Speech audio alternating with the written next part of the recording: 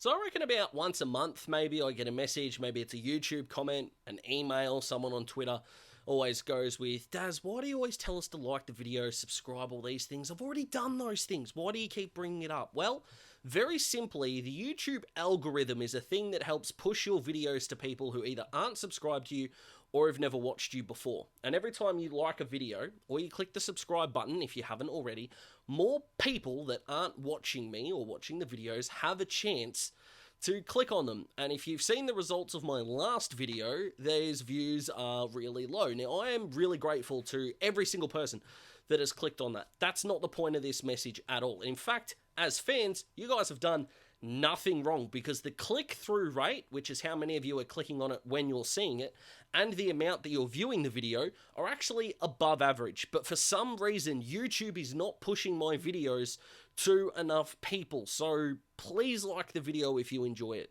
Please click the subscribe button if you haven't already. And let's keep the Daz Talks Footy family growing, thriving, and surviving. As we approach round one, I think there are 6 football clubs that desperately need to win. Is it an early crow? Maybe. But I've got my reasons. Here we go.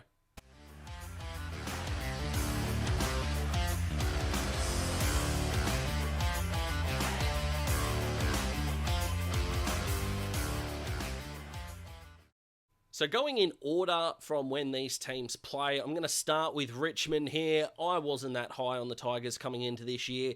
I think round one was just Adam Uze's initiation, and how they respond against a really good opponent is going to be a really good test. And I think that first quarter is going to tell us a lot about what we need to know, because if they're not awake in the first half, we saw what happened, and Carlton aren't going to do what Gold Coast allowed them to do, because Carlton did it in the early part of the game against Brisbane. Once they took over in the second half, they didn't let off at all. So if Richmond aren't awake in that first quarter, Carlton are just going to skip away and go from there. Yes, there's going to be no Sam Doherty. We may see a Jackson Binns come into the side or something like that, which would be really cool to see another debutant in the AFL. We always like it when young players, no matter what time of year it is, can kickstart their AFL careers. But the Blues, look, on paper, they're going to be favourites, but crazier results have happened. Crazier results have happened to Carlton. Crazier results have happened to Carlton in 2024. Who knows? But Richmond, yeah. For anyone that still has sort of Richmond stock in 2024, I think we'll be selling it on the siren if this doesn't go their way, especially if Lynch, Martin, and then Curvis are back, which at the time of recording, we have no idea whether they are or not. Next up, I'm going to go to the Bombers. Now, the Bombers have got 458 games of experience on their injury list going into the game against Hawthorn. Well, Hawthorn was 16th last year and have 467 games of experience on their injury list.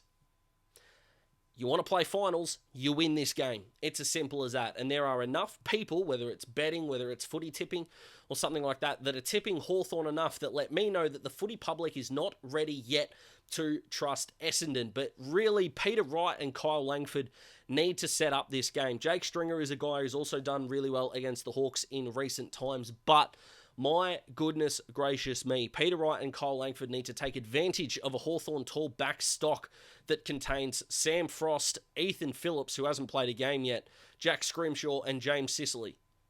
2 of those guys shouldn't be key defenders. One of them hasn't been a key defender in the AFL before, and I love you, Frosty, but the other one is Sam Frost.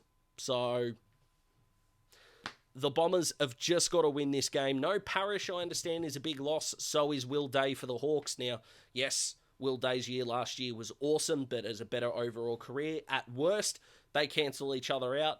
So where do you go from here? Well, the Bombers, they should be the better side. They should get the job done. If the Hawks get up in this game, and I'm a Hawthorn fan, but if the Hawks get up in this game, how are we meant to take Essendon seriously for at least the first month, 6 weeks of the season? I don't see how we do, to be honest. When you're a team that's got mixed emotions or mixed predictions about how you're going to go in 2024, having a home game to kickstart your season is a good way to go. And I'm looking at Geelong here that might want to get the job done. GMHBA Stadium, the new stand is up. Yes, they've got injuries, and St Kilda did finish higher than them last year, but GMHBA Stadium is the fortress, and they're going to need to get the job done. If St Kilda, and I'm higher on St Kilda than I think my comment section throughout the pre-season has been If they can get the job done in GMHBA, number one, I'm going to be buying more St Kilda stock. But number two, I'm going to be selling all of the Geelong stock that I can. I think I'm going to tip Geelong in this game, to be honest. That's how much I think that GMHBA Fortress is going to help them across the year. But yeah, if St Kilda get this job done, Geelong taken seriously as a footy club this year, for me, nope.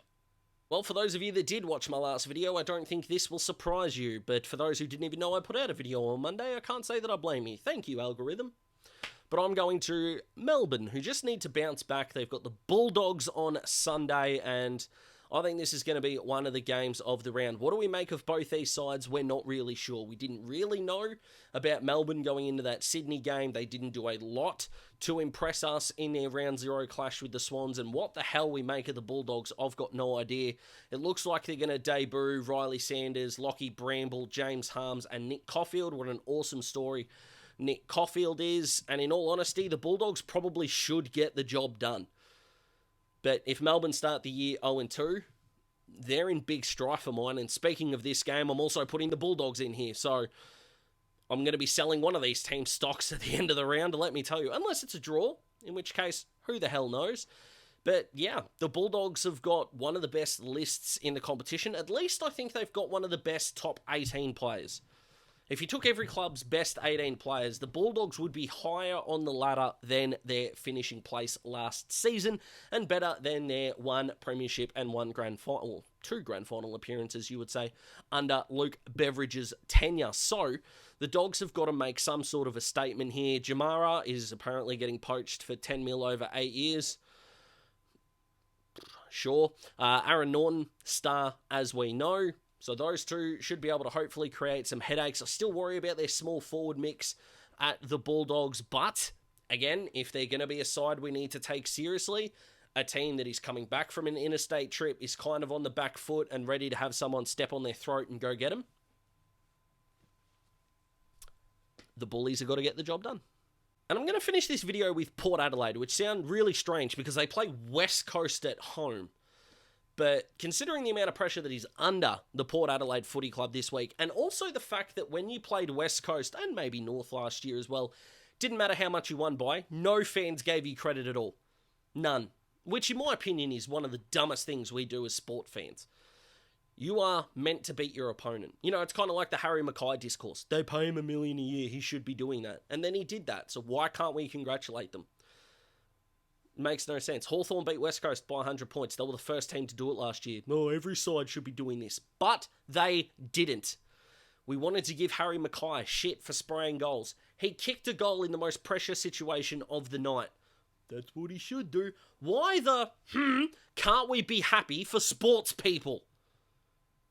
Makes no sense to me. Does my head in. Port, go out there, get the easy win under your belt, and start your season off on the right foot. What do you guys think? Which side desperately needs a win after round one? Of course, everyone wants to win, but how much teams need to win can fluctuate on a week-by-week basis. What do you think? Comment below, let me know. Like the video if you like the video, and please help the YouTube algorithm become my best mate again. And by the time you guys are recording this, Dazzling's made another trip around the sun. It's actually my birthday today, so thank you for spending some of my birthday with me. I really appreciate it. Enjoy the rest of your week, guys. Enjoy the footy. If you want almost daily short content by me, you can go to Daz Talks Footy on TikTok and follow there. You can also click on any of the YouTube shorts. They're a big help as well. Look after yourselves, guys, and I will see you on Sunday evening for the Round 1 review. Ciao.